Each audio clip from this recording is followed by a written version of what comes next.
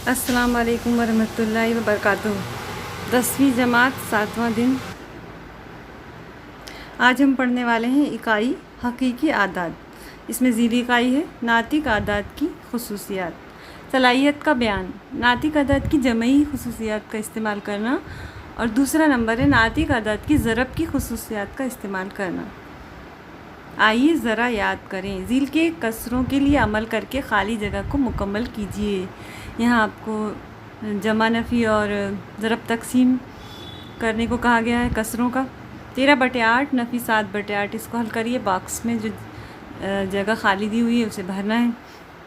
13 में से 7 कितने आएंगे उतने बटे 8 यहाँ पर लिखना है। इसी तरह यहाँ दूसरा है सवाल, फिर तीसरा ज़रब का है, चौथा तकसीम का है।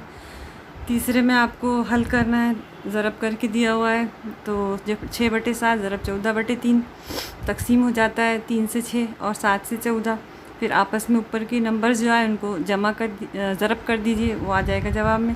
इसी तरह चौथा जो मिसाल दी है 20/9 तकसीम 10/3, तो जब तकसीम की अलामत को ज़रब में तब्दील किया गया तो उलट हो जाएगा। उस बॉक्स में आपको 3/10 लिखकर फिर उसी को भी हल करना है और जवाब आएगा वो आगे वाले बॉक्स में लिखना है। अहम नुकात, नातिक आदात की खुसूसियत। अगर A, B, C नातिक आदात हों तो यहाँ एक टेबल दी हुई है। ज़रब और जमा की खुसूसियात के लिए खुसूसियात, मुतबादला की खासियत। यहाँ A जमा B बराबर अगर है तो B जमा A के बराबर रहेगा, यानी A जमा B बराबर B जमा A ज़रब B, इसको हम उलट भी लिखें B ज़रब A तो वो सेम ही जवाब आने वाला है।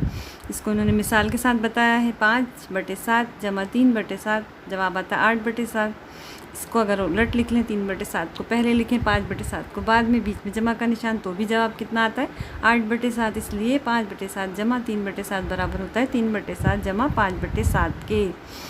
ज़रब की मिसाल दी है, 5/7 ज़रब 3/7 बराबर होता है 15/49 के। इसी तरह जब हम 3/7 पहले लिखकर फिर 5/7 को बाद में लिखते हैं और ज़रब की अलामत लगाते हैं तो भी जवाब 15/49 ही आता है। इसलिए 5/7 ज़रब 3/7 बराबर होगा 3/7 ज़रब 5/7 के। मुल्तज़मी खासियत, यहाँ पर कौसैन में A जमा B दिया है जमा C करके। ये भी अगर हम A को बाहर रखें और B जमा C को कौस में रखें तो भी दोनों के जवाब एक जैसे ही आएंगे। यहाँ हल करके मिसाल दिखाई है। 14 जमा 9 कौस में है, जमा नफ़ी 8 बराबर 23 नफ़ी 8 बराबर 15 होता है।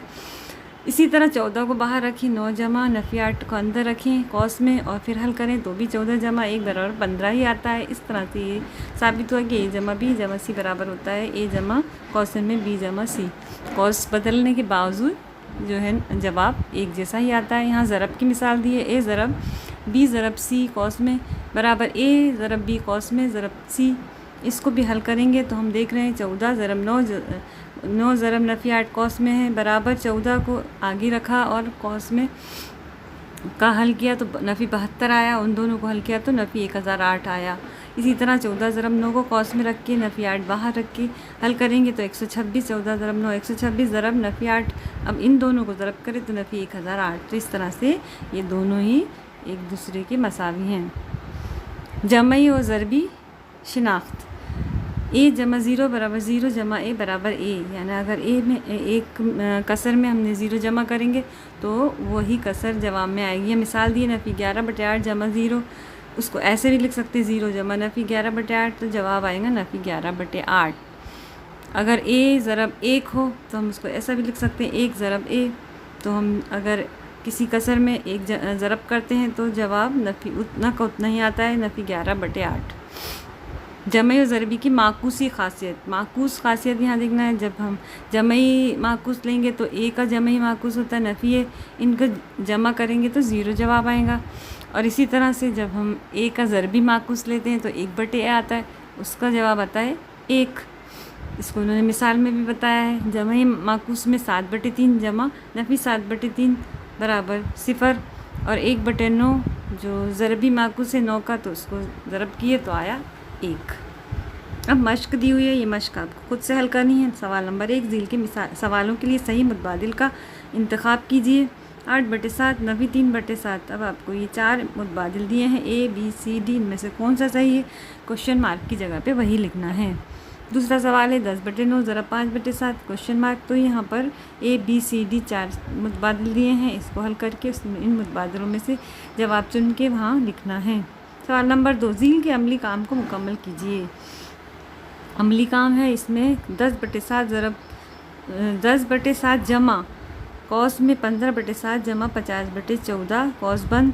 यहाँ इसकी कीमत मालूम करने के लिए झील की सरगर्मी को मुकम्मल कीजिए। सरगर्मी दी हुई है तो हम बराबर करके एक के बाद एक हल करते जाना है। यहाँ जो बॉक्स दिए रहे खाली उसमें उसको ही भरना है आपको। तो पहला जो है 10/7 जमा बॉक्स में खाली जगह आप देखिए ऊपर का क्या था वही भरना है। इस तरह से उसको नीचे हल करते हुए जाएंगे और खाली बॉक्स को भरते हुए आपको ये सरगर्मी मुकम्मल करनी है। दूसरी सरगर्मी है ये भी 9/7 ज़रब नफ़ी 14/15 ज़रब 2/3 दोनों कॉस में है आखिरी वाले अदाद। अभी हम ये ज़रबी मिसाल है, इसकी कीमत मालूम करने के लिए हम सरगर्मी हमें हल करनी है और इसी तरह से जो बॉक्स खाली दिए हुए हैं उनको पूरा करना है। तो ये मश्क के सवालात उतारिए अपने बयाज़ में और उनको हल कीजिए। आज के लिए इतना ही। अल्लाह हाफ़िज़।